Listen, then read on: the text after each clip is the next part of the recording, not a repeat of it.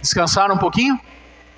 Se levantem mais um pouco para a reverência da palavra do Senhor. Abra comigo a palavra do Senhor em Atos dos Apóstolos, capítulo 9. A série Transformados vai falar de várias situações da nossa vida. Mas hoje eu quero começar com aquela que para mim é a melhor, ou o maior exemplo de transformação de vida. A pregação hoje vai falar da transformação de vida do apóstolo Paulo. Saulo de Tarso. Só para que você saiba, a minha prova, o meu sermão de prova do último ano foi nesse capítulo todo, Atos 9. Só que eu não vou pregar o que eu preguei no seminário, senão fica muito fácil, fica muito gostoso. Não, eu me desafiei a trazer outra pregação, a trazer outra mensagem do Senhor. Lógico que vou lembrar de algumas coisas da que eu fiz em 2015, lá no SPS em Campinas, na minha prova, sermão de prova, como todo quartonista passa. Então, meus irmãos, olhem comigo somente o versículo 17 a 22. Atos 9, 17 a 22, e ele diz assim: Então Ananias foi e entrando na casa impôs sobre ele, Saulo de Tarso, as mãos, dizendo: Saulo, irmão, o Senhor me enviou a saber o próprio Jesus que te apareceu no caminho, por onde vinhas, para que recuperes a vista e fiques cheio do Espírito Santo. Imediatamente lhe caíram dos olhos como que umas escamas, e tornou a ver. A seguir levantou-se e foi batizado. E depois de ter se alimentado, sentiu-se fortalecido. Então permaneceu em Damasco alguns dias com os discípulos. E logo pregava nas sinagogas a Jesus, afirmando que este, Jesus, é o Filho de Deus. Ora, todos os que ouviam estavam atônitos e diziam: Não é este o que exterminava em Jerusalém os que invocavam o nome de Jesus? E para aqui veio precisamente com o fim de os levar amarrados aos principais sacerdotes? Saulo, porém, mais e mais se fortalecia e confundia os judeus que moravam em Damasco, demonstrando que Jesus é o Cristo. Amém? Vamos orar. Pai, a Tua palavra foi lida. Amado Espírito Santo, fala aos nossos corações. Nos dá a condição de transmitir e receber esta verdade. E que, ó Deus, saiamos daqui alimentados por ela.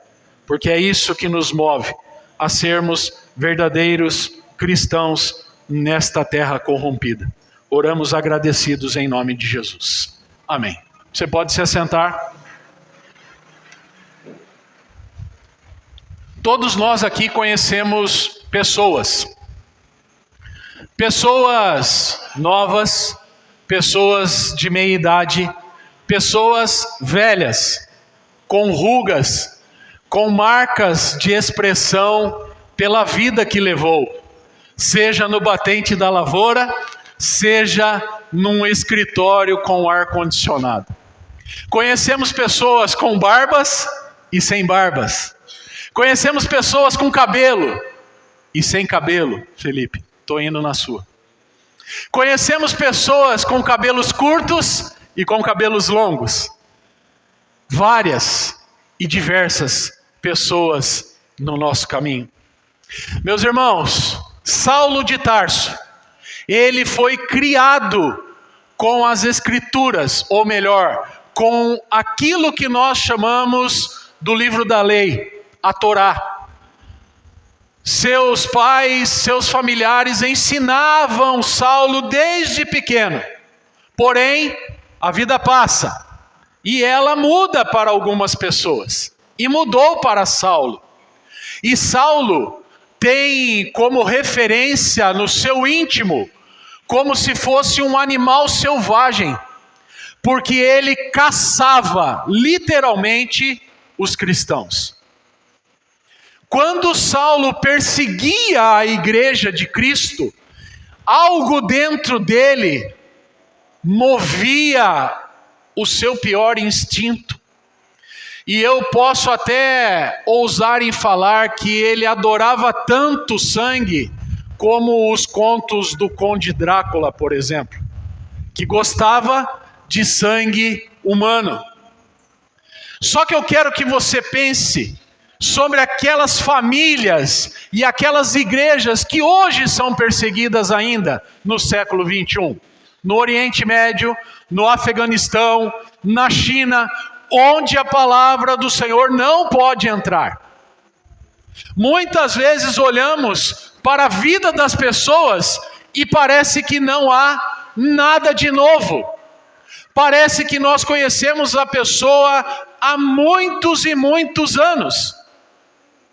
Talvez quem me conhece há muito e muito tempo pode perceber que algo mudou em mim. Ou não. Talvez pessoas que aqui estão e vocês mesmos olhem uns para os outros e percebam: nossa, como você mudou. Como você envelheceu ou como você rejuvenesceu. Passar por isso foi bom para você. Passar por aquilo não foi tão bom para você.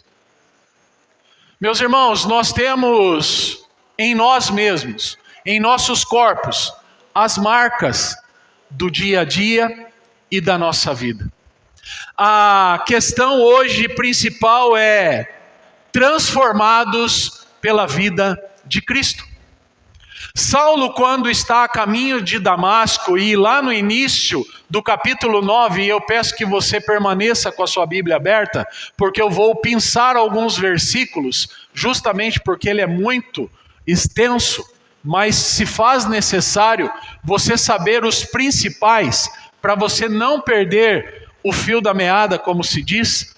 Nós precisamos entender que no começo, ali no versículo 1, 2 e 3, ele pede cartas para que vá até Damasco buscar, ou melhor, ele fala buscar, mas na verdade é caçar os cristãos, perseguir literalmente. Então Saulo, quando está com essas cartas em mãos e está indo a caminho de Damasco, acontece um encontro. O melhor encontro que eu e você podemos ter na nossa vida, que é encontrar o Senhor e Salvador Jesus Cristo. Mas pastor, nesta época Jesus não estava mais presente, é verdade. Ele deixou o amado Consolador, o Espírito Santo, e subiu, ascendeu aos céus e está à direita de Deus Pai. Mas neste caso, Ele próprio, o Senhor Jesus, aparece como se fosse um fantasma para aquele homem desejoso de morte e de sangue. Então ele não sabe o que acontece, mas nós que conhecemos a palavra sabemos. Jesus se fez presente na sua vida, e ali fez com que ele caísse por terra, e ao cair por terra, ele já está cego. E os seus companheiros de viagem não entendem nada, mas mesmo assim o pegam, o levanta e leva até a rua direita e instala Saulo por 3 dias. Você consegue imaginar alguma menção de 3 dias? Uma dica.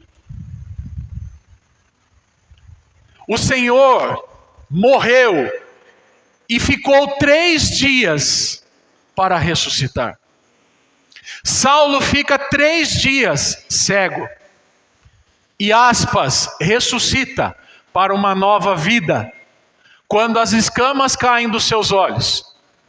E aquele homem enviado por Deus vai e o batiza, derrama óleo na sua cabeça e unge a sua vida, para ele nunca mais ser perseguidor da igreja. Agora ele vai passar de perseguidor a ser perseguido em prol do evangelho, das boas novas de salvação. Com essa introdução, meus irmãos, eu quero trazer aqui 5 características de uma vida transformada por Cristo. E a primeira é o chamado. Eu não sei quantos aqui nesta noite têm convicção do seu chamado no reino de Deus. Eu não sei quantos aqui nesta noite têm esta certeza que bate forte e que arrepia muitas vezes o pelo do braço, que sabe que é o Senhor que está falando com você. Porque quando nós pedimos pela manhã, irmãos, vão para suas casas, tenham um almoço abençoado e se preparem para voltar à igreja justamente por isso.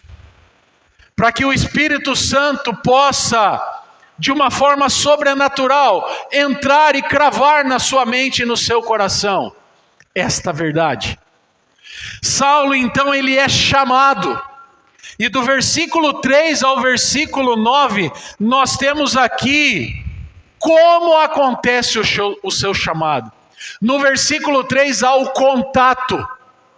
Quando se aproximava de Damasco, de repente uma luz do céu brilhou ao seu redor. O versículo 4 fala de uma confrontação. Ele cai no chão e ouve uma voz: Saulo, Saulo, por que me persegues? Versículo 5, ali há a conversão. Quem és tu? José? Joaquim? Marcelo? Não. Quem és tu, Senhor? Olha só, quando uma pessoa desde pequena é trazida à casa do Senhor, por mais que ela se perca, por mais que ela saia da presença do Senhor, por mais que ela viva uma vida devassa, ela vai lembrar, porque o Espírito Santo é que coloca nas nossas vidas. Quem és tu, Senhor? Versículo 9, consagração. Quando levaram Saulo até a rua direita, lá ele permaneceu cego 3 dias. O chamado nada mais é, meu irmão e minha irmã, do que aquilo que bate forte no nosso íntimo e na nossa mente, falando com convicção que eu não sou nada, sou um miserável, pecador, imundo, impuro, mas que Jesus morreu por mim e me salvou. E quando eu falo eu, Marcelo, serve para você que está me ouvindo. Então, nesta noite, a vida transformada, ela responde ao chamado de Cristo. E essa resposta, este chamado, não tem como nós ficarmos no banco, sentado apenas ouvindo. Nós precisamos trabalhar, nós precisamos agir. Nesta manhã eu falei a igreja em ação, Atos 3, onde Pedro e João entravam na porta para a oração da hora nona, 3 horas da tarde, e ali estava o aleijado. E o que o aleijado fazia? Esmolava. Pedro e João falam assim: eu não tenho nada, nem ouro nem prata, mas o que eu tenho, em nome de Cristo, anda e receba. Não o luva de pedreiro, mas receba, porque é de graça. E é assim que nós precisamos entender. Segundo ponto, primeiro chamado. Segundo, rompimento. Como assim, pastor? Eu preciso romper com a minha velha natureza. Eu preciso romper com o meu velho eu. Eu preciso romper com as coisas do passado, com aquilo que me faz pecar, com aquilo que me faz distanciar do Senhor. Não, eu preciso me achegar e cada vez mais ficar próximo, colado com o Senhor, para que a minha vida mude, para que a minha família mude, para que os meus irmãos em Cristo mude e principalmente para os de fora, que eles possam mudar, em nome de Jesus. Lucas resume este ponto falando do versículo 1 ao versículo 2, que houve literalmente uma conversão, até porque ele pede as cartas e ainda Saulo de Tarso. E com elas em mãos, ele vai perseguir a igreja. Mas antes da sua conversão, Saulo de Tarso parece um bicho alucinado dentro de uma jaula. Ele fica maluco porque ele quer matar. É o seu desejo. Ele não sossega enquanto não encontrar ninguém. Atos 9:21 vai dizer assim: todos que ouviam ficaram admirados. Não é esse homem que causou destruição entre os cristãos de Jerusalém? Muitas vezes, meu irmão e minha irmã, nós vamos ser caluniados, apontados e difamados. Mas temos que ficar firmes, porque o propósito que Deus colocou na nossa vida, Ele não vai mudar. Deuteronômio diz que Deus não é homem para que minta, nem filho do homem para que se arrependa. Tendo Ele prometido, não o fará? Lógico que sim. Se Ele prometeu, Ele faz. Diferente de mim e de vocês, que às vezes prometemos e não cumprimos. Ou prometemos e fazemos tudo pela metade. O homem é assim. A humanidade faz assim. Vejam os políticos na época de eleição. Prometem e prometem. Quase que eu solto uma aqui, Flavinho. Ainda bem que Deus segurou minha boca. Nós, quando prometermos alguma coisa, devemos pensar: Senhor, é isso? Se for isso, confirma. Porque nós não podemos falar um ponto, uma vírgula que não seja a verdade. Porque nós seremos cobrados. Principalmente esse que vos fala. Eu tenho por obrigação levar a comunidade de Itaboa, a igreja presbiteriana de Itaboa, os irmãos aqui presentes e aqueles que estão ausentes, para o caminho do céu. É fácil? Lógico que não. Porque eu não trabalho sozinho. Eu preciso de você. E você não caminha sozinho, você precisa de mim. E aí nós lembramos daquela musiquinha, né? Eu preciso de você. Você precisa de mim. E se as crianças estivessem aqui, saberiam completar, porque o pastor esqueceu a letra. Como é que é? Hã? Obrigado. Sempre tem uma criança no nosso meio, né? Né, Bia? Se você parar para analisar, meus irmãos, desde pequeno, nós preparamos a igreja. As crianças que aqui vêm, e eu reforço, pai, mãe, tio, avô, sobrinho, você que está aqui, traga seus filhos.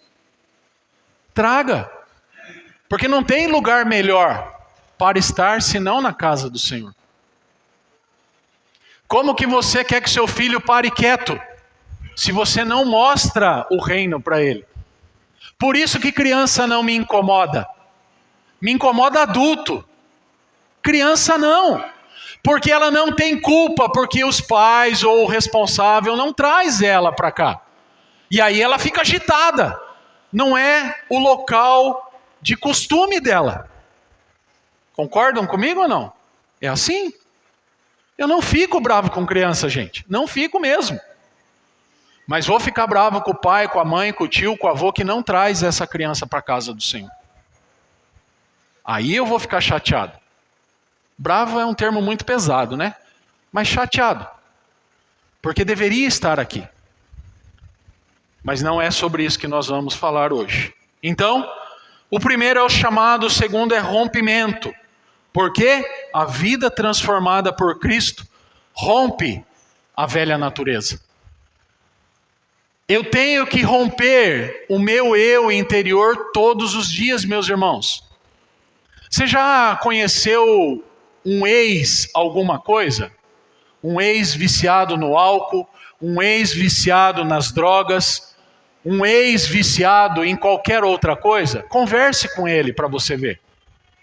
Ele tem que matar um leão todos os dias, para não cair naquele mesmo erro, para não cair naquele mesmo pecado. É fácil? Lógico que não. Por isso precisa das nossas orações, por isso precisa do nosso acompanhamento, por isso essas pessoas que batizam e professam a fé, nós não podemos largar assim a esmo. Elas precisam ser continuadamente, até elas terem, mentalmente falando, condições de caminhar com suas próprias pernas. É como um bebê recém-nascido. Tem a fase da alimentação materna, tem a fase do pastoso, tem a fase do sólido, começa a andar, começa a tropeçar aqui, bater ali e tal, começa a ter curiosidade, ai, se esse tripé está aqui, ai, as tomadinhas. Curiosidade. O novo na fé é uma criança assim em formação. Terceiro, primeiro chamado, segundo rompimento, terceiro é a melhor coisa que há, comunhão. Do versículo 10 ao versículo 19, nós vemos aqui que Paulo, no caso Saulo, está respondendo ao chamado, conversão, rompendo com o seu eu anterior, ou interior também, do passado, santificação, e passa a ter comunhão com a igreja. Tudo isso, meus irmãos, por quê? Porque a palavra do Senhor, ela transforma vidas. Versículo 17. Ananias foi e encontrou Saulo. Ao impor as mãos sobre ele, disse: Irmão Saulo, o Senhor Jesus, que lhe apareceu no caminho para cá, me enviou para que você volte a enxergar, aleluia, e fique cheio do poder do Espírito Santo. Meu irmão, minha irmã, você também pode ficar cheio do poder do Espírito Santo. Basta você procurar esta palavra. Basta você procurar diariamente este Jesus, que está à sua disposição. Porque o véu foi rasgado de alto a baixo. Então hoje, eu e todos vocês temos livre acesso ao Pai. E detalhe, eu sou o caminho, Jesus. Eu sou a verdade, Jesus. E eu sou a vida, Jesus. Ninguém vai ao Pai, Deus, se não for por mim, Jesus. Um amém pelo menos? Obrigado. É assim. Como você quer ser bem-sucedido, como você quer ser diferente, como você quer fazer diferença. Se você não busca, se você não caminha, se você não adora, se você não ora, se você não lê a palavra. A vida transformada, meu irmão e minha irmã, é uma vida de relacionamento. E relacionamento custa caro. Porque você vai ter que ter um tempo para sentar com alguém, tomar um café, tomar um suco, tomar uma coca, tomar o que você quiser. E ali você investir o seu melhor na vida de uma pessoa. Lembrando que homem discipula homem e mulher discipula mulher. Para ficar fácil. Ou o casal discipula o casal. Não faça o contrário, para que o inimigo não venha te tentar. Não faça. Próxima característica de uma vida transformada por Cristo é mudança de mente. Mais conhecido na língua grega como metanoia. Vou voltar os pontos para aqueles que estão anotando. O primeiro é o chamado, o segundo é o rompimento, o terceiro é a comunhão, quarto, metanoia. Você acha, em sã consciência, que foi fácil para Saulo mudar a sua mente? Por isso ele precisou ficar cego 3 dias, meus irmãos. A mudança de mente não é assim, pronto. Uma varinha de condão, Harry Potter, pá, mudou. Não. Passe de mágica, também não. mas é dia a dia, passo a passo, para que haja realmente uma mudança completa na nossa vida, para que eu e você sejamos sal da terra e luz do mundo lá fora, para que haja transformação dessa igreja por completo. Eu e você precisamos sim mudar a nossa maneira de ser e de pensar. Paulo, ele precisa responder e repensar tudo do Antigo Testamento. Muitas vezes o que acontece comigo e com você é a providência do Senhor. Versículo 23. Decorridos muitos dias, os judeus deliberaram entre si, quer dizer, fizeram a reuniãozinha do conselho para tirar a vida de Paulo. Por quê? Porque quando uma pessoa muda, isso se incomoda. Se uma igreja inteira mudar, isso vai incomodar. Mas se só um aqui, outro ali, outro acolá, não vai acontecer nada.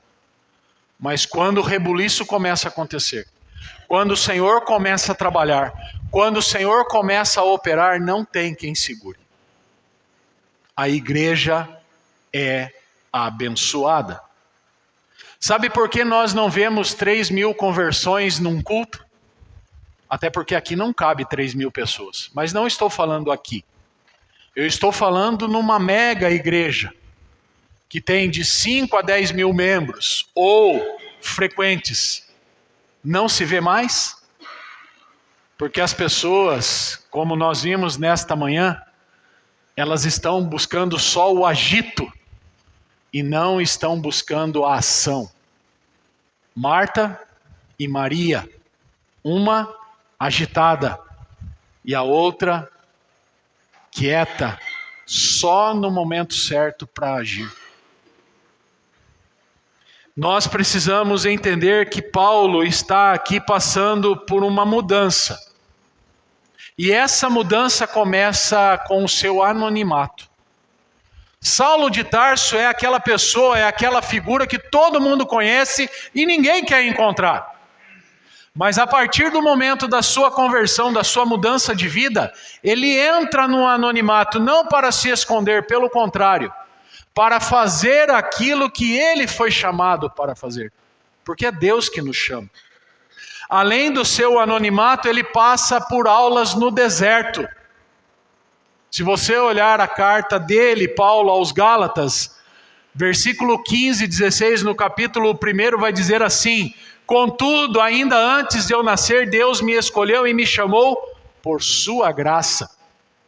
Foi do agrado dele revelar seu Filho a mim, revelar Jesus Cristo a mim, para que eu o anunciasse aos gentios. Porque os judeus ainda esperam um Jesus que já veio, meus irmãos. Quando isso aconteceu, não consultei ser humano algum, tampouco subi a Jerusalém para pedir conselhos daqueles que eram apóstolos antes de mim. Em vez disso, fui à Arábia e depois voltei a Damasco. Muitas vezes nós precisamos sim ficar aos pés do Senhor, como Marta. Outras vezes precisamos agir, sair da nossa zona de conforto e avançar ainda mais. Deixa eu caminhar, senão eu vou extrapolar muito o horário. Quinta e última característica de uma vida transformada por Cristo. Primeiro chamado, segundo rompimento, terceira comunhão, quarta, a metanoia, a mudança de mente, quinto, anunciar. Anunciar o que, pastor? Anunciar o Evangelho, a palavra de Deus. Saulo então anuncia esta palavra. Ele está sendo questionado, mas não é este que perseguia os que eram cristãos? Mas o Paulo agora vai começar a ser perseguido. De forma corajosa e destemida, Paulo está pregando o Evangelho, iniciando em Damasco e saindo para todas as outras regiões que lhe aprouve. Desde o momento que ele foi pego pela graça divina, naquele encontro, naquela caminhada de um lugar para Damasco, ele então percebeu o que ele precisava fazer. Versículos 28 a 31. Saulo permaneceu com os apóstolos e andava com eles por Jerusalém, pregando corajosamente em nome do Senhor. Também conversava e discutia com alguns judeus da fala grega, mas estes procuravam matá-lo. Quando os irmãos souberam disso, levaram Saulo a Cesareia e de lá o enviaram a Tarso. 31. A igreja tinha paz em toda a Judéia, Galiléia e Samaria, e ia se fortalecendo à medida que andava no temor do Senhor, e era encorajada pelo Espírito Santo, e crescia em número. Sabe por que não crescemos hoje? Porque estamos acomodados. Estamos tímidos. Ah, do jeito que está, tá bom, pastor. Do jeito que está, tá ótimo. Imensa pena. Porque o Senhor pede que façamos novas criaturas. Façamos novos convertidos. Que levemos a palavra de amor, de graça e esperança para aqueles que estão gritando por socorro. Mas eu sou brasileiro e não desisto nunca. E ainda quero ver muito mais ação do Senhor nesta igreja, nesta localidade, na sua vida e na sua família. Para que você perceba que quando você tomou uma posição, ou tomar uma posição, as coisas vão mudar. E você vai ser testemunha viva do que Deus estará operando na sua vida e na sua casa. Mas eu posso fazer por mim. Eu não posso fazer nem pela minha esposa, nem pelo meu filho, nem pela minha filha que está em São Paulo. Mas você que está aqui ouvindo esta verdade, eu oro para que o Espírito Santo te chacoalhe de um tanto e que te coloque contra a parede de uma forma que você não tenha como escapar. Essa é a minha oração diária, para que você seja impactado e impactado. Não pela minha palavra, que a minha não serve para nada, mas pela palavra do Senhor. Por quê? Porque era encorajada pelo Espírito Santo e crescia em número. Este é o meu desejo. Que este lugar cresça em número, cresça em graça, mas que tenha o poder do Espírito Santo para poder trabalhar com ousadia, sendo destemido, não temendo nada, porque você tem o Senhor do Senhor, Rei dos Reis, na sua companhia. Que o Senhor, meus irmãos, continue nos guiando, continue nos ensinando, continue operando tremenda e poderosamente na nossa vida e na nossa casa. E principalmente neste lugar chamado Igreja do Senhor. Amém? Glória a Deus. Eu quero convidar meus irmãos presbíteros que venham à frente. E peço que você abra, por gentileza,